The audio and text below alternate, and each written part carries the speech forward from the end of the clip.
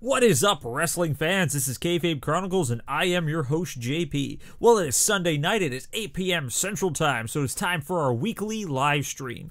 This week, we talk about all the recent releases from WWE, as well as Roman Reigns returning to Monday Night Raw to discuss. Who knows, but I'm hoping it's really good, and it all starts right now.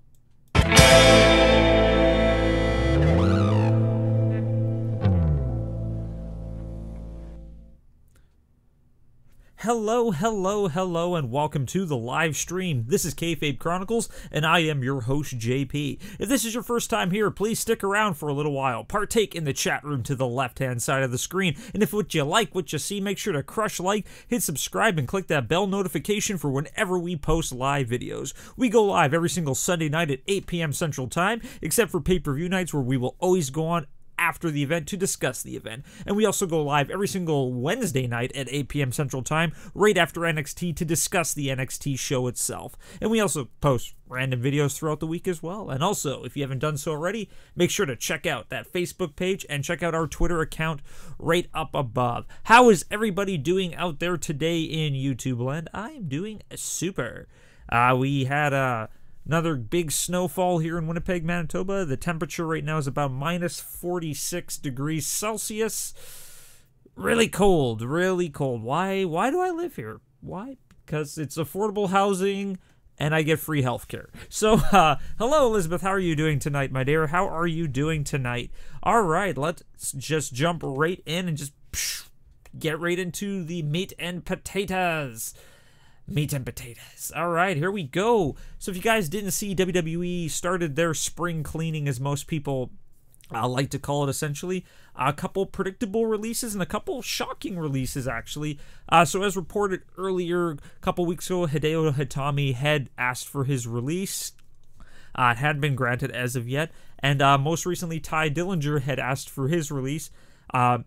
Both have complete valid reasons, just the fact that neither of them have really been used on the main roster since moving up from NXT. And if you guys did hear the news, both of them were granted their full release the other day. But the two shocking ones for me was actually AA Arn Anderson getting released, long-term WWE compadre, long-time backstage writer, talent relations, and pretty much almost all recruiting has essentially been done by Arn Anderson, for sure. Like, it's that one is the complete big shock to me. And then, of course, TJP, as I can see in the chat room, he was also released due to just kind of his bad attitude backstage, which I do see just reading a couple wrestlers' articles and just the way they feel about him. Yeah, he is kind of not a very well-liked guy in the backstage, and that I can fully see why he would be released. He's not really doing a lot on the 205 show. He's not really doing a lot main roster wise, so no major loss there in my opinion. I really did enjoy TJP when he first kind of came onto the WWE scene. He was, of course, the inaugural new cruiserweight champion, but then he lost that really quick, and yeah, whatever. But yeah, Arn Anderson, definitely the biggest shock for me. Like I said, I've been old school fan. Like I said, I've been watching since the early 80s, so I'm very familiar with Arn Anderson's work.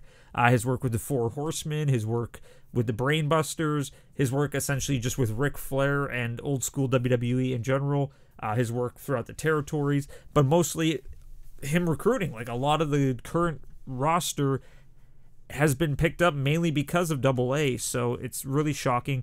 Like I said, like 2 years ago, WWE released Steve Lombardi, otherwise known as the Brooklyn Brawler, another long-term guy in the company, so having him and now having Arn leave sucks. I wish Arn Anderson all the best. Like I said, true huge inspiration for me. It's weird. It's weird. Maybe there's more to it that we don't know. Who knows? But I wish Arn Anderson all the best in his future endeavors. I wish Ty Dillinger all the best in his future endeavors. I wish Hideo Itami all the best in his future endeavors. And I guess TJP, whatever. You know, poor Ty Dillinger, but at least he has Peyton Royce to go home to. So, 2 thumbs up to the perfect 10. Okay, let's jump right on to, what else do we got next? What else do we got? So, yeah, with people leaving WWE, that means WWE has, of course, jumped in and picked up a bunch of new guys. So, yeah, you guys didn't see some of the new backstage talents lot of big names out there. Biggest name for me is Gregory Helms. No, Peyton has Billy. Of course she does. Of course she does. But Gregory Helms, if you guys know my channel, watch my channel, you guys know I'm a huge Sugar Shane Helms, huge Gregory Helms, huge Hurricane fan. Like I said, the wall right behind me, I got every single Hurricane action figure that they ever released. Got the 2-packs. Like, I love the Hurricane. Like, just what's up with that? I love everything about him. So I think this is great news. I have a feeling that he's going to really kind of jump into the 205, because 205 still is kind of struggling. They put on great matches, but just the eyes just aren't hitting the product. That's what happens when you have it on the pre-show. But yeah, Gregory Helms is signed on as a talent kind of coordinator and also backstage producer, creative, lots of great stuff. Bruce Pritchard has been signed back on long term. Like, everyone in the world of wrestling knows who he is. It's Brother Love. It's Brother Love without the makeup, man. He has done so much in the world of professional wrestling. Really cool to see him jump back on board. Jeff Jarrett, of course, WWE Hall of Famer, long-time Southern guy. Like I said, just tons of promotions. Part of the Jarrett legacy, essentially. But yeah, it's gonna. I know no one cares about 205, and this is why Gregory Helms is in there, is to fix that problem. Fix the problem. But yeah, Jeff Jarrett is also signed on. Daivari is also on there. Sanjay Dutt. Another 2 big names in regards to the world professional. But I think the biggest shock for a lot of people is Chris Parks, otherwise known as Abyss from TNA, Impact Wrestling, Global Force. Like, Abyss has pretty much been the mainstay of Impact Wrestling since day one. Like, he was by far their longest term employee. He was always kind of like, you know, the big name guy that never signed with WWE. He's, of course, in the TNA Hall of Fame. And yeah, he has signed on to be working backstage with WWE, which is great gain for WWE, but huge loss for Impact Wrestling for sure. I feel really bad for Impact. Like, I try to watch as much as I can. My one of my closest friends, my buddy Roman, who co-writes a lot of our long-form reviews, like our History of WrestleMania, History of In Your House, History of The Undertaker's Streak, all of our top 5 lists, all co-written by him. He's a huge Impact Wrestling guy, so whenever we get together, he always makes me watch Impact, and I don't hate it. I think it's great. It's just a huge loss in regards to them. So, like I said, Impact's loss is definitely our gain in regards to WWE, so let's see what he can do.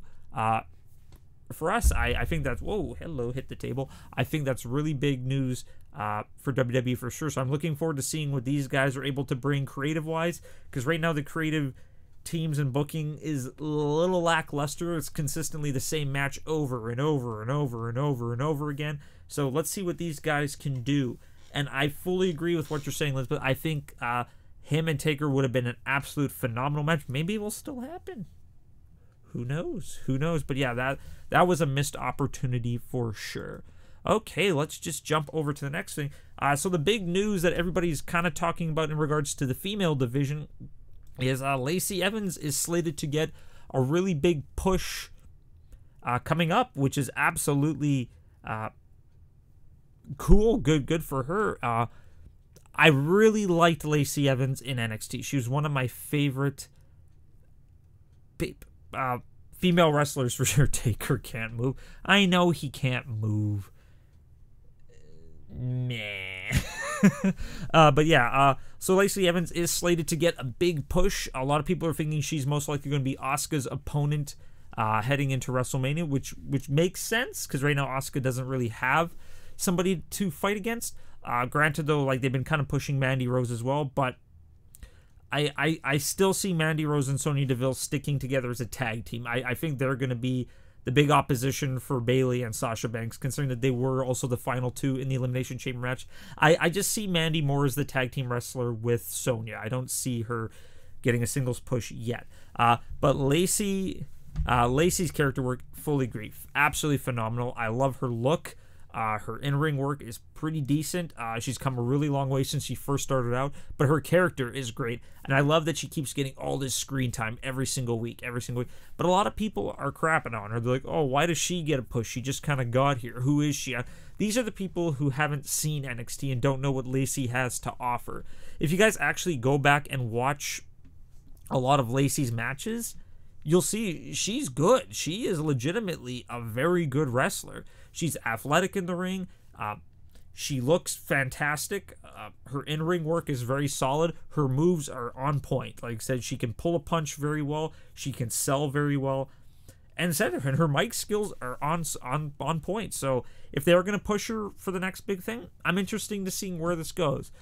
Is she going to get the title? Most likely not, but at least it's going to put her face on the map, which will, of course, open up opportunities for Sonya Deville, Mandy Rose, people like that. And by the way, love Sonya. Like I said, Sonya has just grown so much for me. And even the Riot Squad, like I said, I was really impressed with both the Riot Squad members in the Elimination Chamber. I think they were actually my favorite part of the match because they just worked so well together. From where they were last year to where they are now, the women's division is getting really good right now. I don't really see any major weak spots to it. I think it's just the fact that there's a lot of people on the women's division, so not all of them get equal time. I think that's probably the one thing that's hurting them the most. But with NXT UK, there's lots of spots opening up over there. Jazzy. Okay. But yeah, so yeah, if Lacey Evans ends up getting that push for the title at WrestleMania, I'm okay with that. I give that 2 thumbs way up. And I fully agree. I wish Ruby Riott got a little bit more. I feel she kind of got shafted in regards to that. That was not cool at Elimination Chamber, and then not cool the following night on Raw. Give Ruby a push. Ruby is good. Ruby is fun to watch in the ring. She deserves more than getting whooped. Okay, today's coffee cup is, of course, got another Disney cup. Another Disney cup. Love my Disney. Love my coffee. Okay, so let's close off today's show with the big news that everybody is just talking about. It was announced earlier this week that Roman Reigns is going to be returning to Monday Night Raw this Monday in regards to just his health and an update on that. And I'm really hoping that it's good news. I'm feeling really positive. I'm feeling really good. Just seeing kind of pictures of him, how he's looking, because he's been kind of appearing on a couple movie sets right now just to keep his mind occupied. He looks good. Like, he looks absolutely great right now. So I'm really hoping that tomorrow night is phenomenal news. I'm hoping that he's saying treatments are going good. Maybe he's clear. That'd be amazing. Like I said, I've never been a huge Roman Reigns fan per se, but I like what he has done as a person. Like I said, he does a lot of charity work. People boo him. People constantly rise him. I said I make fun of him too. I do it out of love. But from where he started off a few years ago to where he is now, absolutely great. And said I wish him all the best. And I'm really, like, double fingers crossed, heart crossed, all that stuff, that tomorrow's news is absolutely good. I'm not going to be able to watch Monday Night Raw. I will be occupied at work. But I'm definitely going to have my phone on me. I'm going to have just the updates ticking, hoping that as soon as he comes on, it's going to be great. The pop he's going to get is going to be absolutely phenomenal. As soon as his music hits, I think the crowd's going to lose their mind. He's going to come down. He's going to give us great news. And maybe he'll even fight at WrestleMania. That'd be awesome. I'd be all for that. Maybe he'll come down and freaking help Seth win the world title. Who knows? Just as long as Brock Lesnar doesn't have the belt, I'm okay. Brock Lesnar could lose to a flaming pile of dog crap, and I would be okay with that. But yes, fingers crossed that tomorrow is going to be great news from Roman Reigns, and I wish him all the best. And if it isn't good news, we're still behind him. The world still supports him because I know that he can kick this. I know he can kick cancer's ass because Roman Reigns is one tough dude. Like, look at him. Look at him. Wait, there we go. Jesus. Look at, he's a badass man. Badass man. Love everything about him now. Okay, so yeah, what do you guys think Roman's message is going to be? Let me know in that comment section below. But yeah, I have full faith that it's great news. Otherwise, they wouldn't have announced it. Yeah, no, like I think that, yeah, they're announcing because they want as many eyes on the product tomorrow. Like I said, I think tomorrow's gonna be probably one of the highest rated Raws in a very long time, solely because of the fact that Roman is going to be there tomorrow. But yeah, like I said, what do you guys think his message is going to be? Let me know in that comment section below. And what else are you guys thinking to happen? What's going to happen heading into WrestleMania? Like I said, even though I know WrestleMania is not the next pay-per-view, we still have Fastlane. I still don't know why we do Fastlane. I would rather have 3 months of WrestleMania build and no Fastlane, but whatever. I don't work there. But yeah, what do you guys think is going to happen in the next couple weeks?